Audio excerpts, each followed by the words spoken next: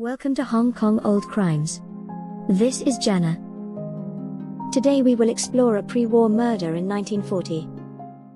The year was 1937, and the conflict between China and Japan was at a boiling point. The country had begun its full-fledged invasion of China, an invasion that would lead to a brutal war lasting 8 long years. As Japan's military seized the Pearl River Delta region, including Guangdong and Shenzhen, the British colony of Hong Kong remained unattacked, at least for a while.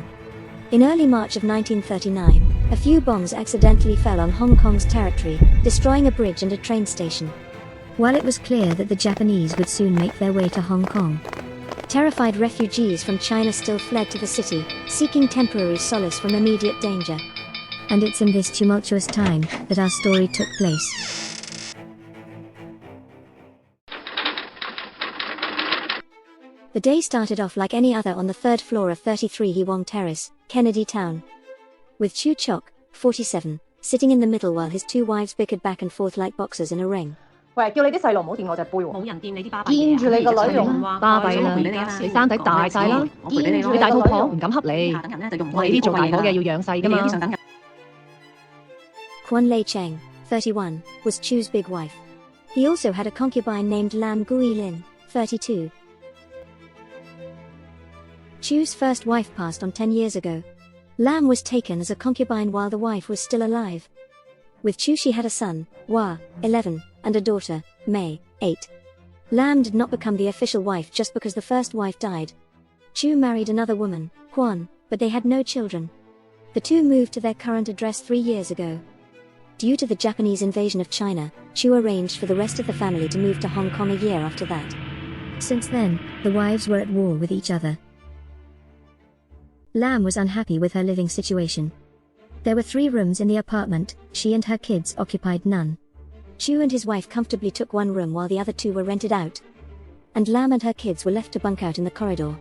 With a 3rd child on the way, Lam's remaining sliver of space was sure to be crowded out soon.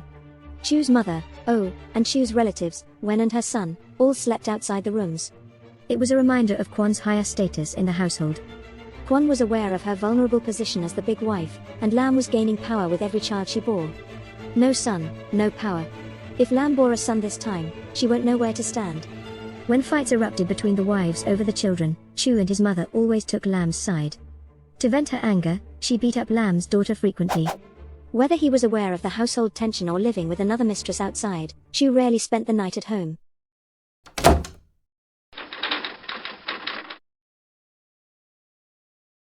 Chu, his son, and Quan went to visit a friend, Yu, at his confectionery store. After that, they planned to drink tea at Connaught Road West. Chu and Yu went to the tea shop. Quan arrived later without his son. She got something to say. I'm tired of all the fights at home. It's no way to live. If that is the case, then we need to take this to the Department of Chinese Affairs. Either I give you some money, or we just live separately. He was talking about getting along or getting divorced. Does it have to come to this? It's either you die or I die. Instead of receiving tender comfort from her husband, she got an ultimatum. She didn't even know if she had a choice, or it had already been made for her. In the midst of this awkward situation, Yu tried to mediate and comfort Quan. He had no idea that he would have to recount the conversations in court later.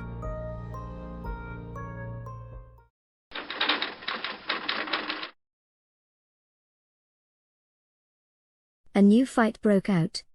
This time it was between Oh, Chu's mother, and Quan. Your grandson stole my candle. Stop accusing people of stealing your things. Shut He up for stole my one stuff, day. and I need I've to been shut How up much is that thing? for cents. But it's not about that. He stole. All you can do is complain, complain, Here's your and money, complain. and please just let it go. The fight continued. Why don't you just move out so everyone can leave in peace? Of course you want that. I don't want to Over hear my your dead voice. body. Shut up. Just shut up. After Chu left the flat at 7:30, things returned to normal, surface-wise. Around 8 o'clock, everyone was getting ready for bed. Lam was folding clothes on her bed while her kids were sleeping. Quan was going for a bath in the kitchen. Not long after, Wen fell asleep.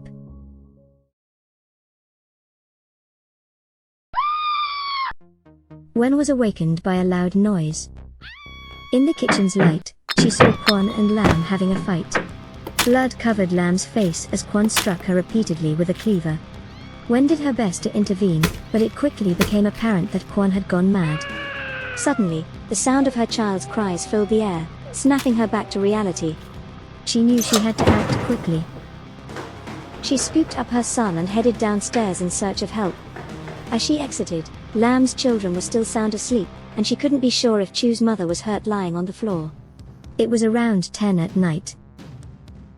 Mrs. a tenant in the unit, heard Lam's desperate pleas for help and witnessed the horrific attack. Not long after, she and her daughter fled to the 4th floor to escape the madness. Upon hearing someone crying for help, the guard on duty that night, went upstairs to investigate.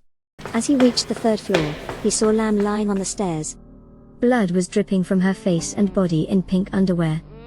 With a cleaver in her hand, Kwon stood in front of her door. The cheongsam she was wearing was stained with blood. Mrs. Chiu, how did this happen? This wicked woman made my husband divorce me and tried to hack me with a cleaver. I killed them all. I am willing to die for this.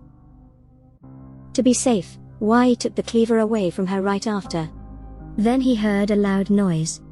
The body of Lam was rolling down the stairs because she was unable to support herself anymore. About 15 minutes later, Chu came home. The police had already arrived. Chu's mother was found bleeding on the floor. She was dead. Lam's son, who was lying on the bed, was also dead not long after. His brain fluid was leaking. Both of them were chopped in the head and neck. I had my revenge. We'll go get a divorce next Tuesday. According to the autopsy report, the 11-year-old's throat was severed. In total, he was chopped 16 times. Chu's mother was slashed a dozen times. Her injuries went deep into the bones, and her left wrist was almost chopped off. Lam and Kwon were taken to Queen Mary Hospital. Lam had 71 wounds on her body. She was pronounced dead at 4:10 a.m. the next day. Kwon sustained minor injuries on the fingers, possibly due to all the chopping. She told the examining doctor, "I've been mentally ill for a few years. The drug is on my cabinet counter at home."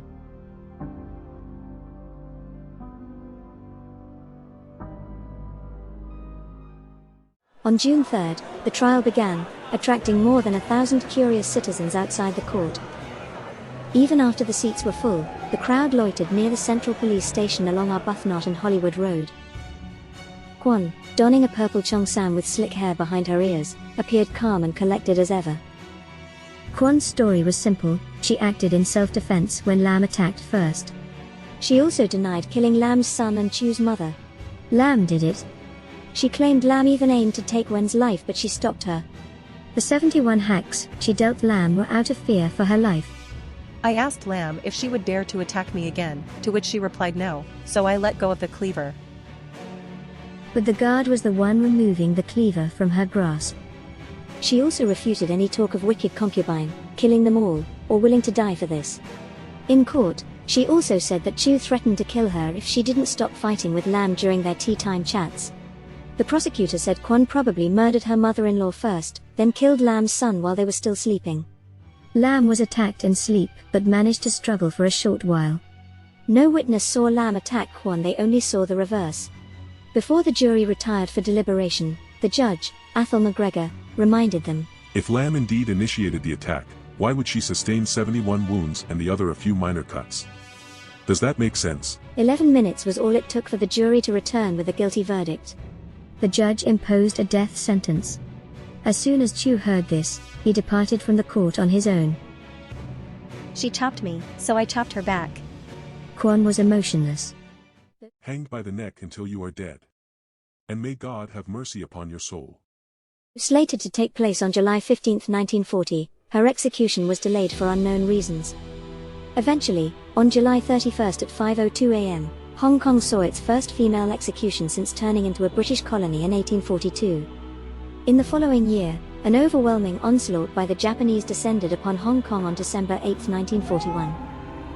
On the fateful Christmas Day at 3:30 p.m., Governor Young surrendered in person to General Saki at the Japanese headquarters on the 3rd floor of the Peninsula Hotel, setting off 3 years and 8 months of brutal occupation by the Imperial Army. 香港投降。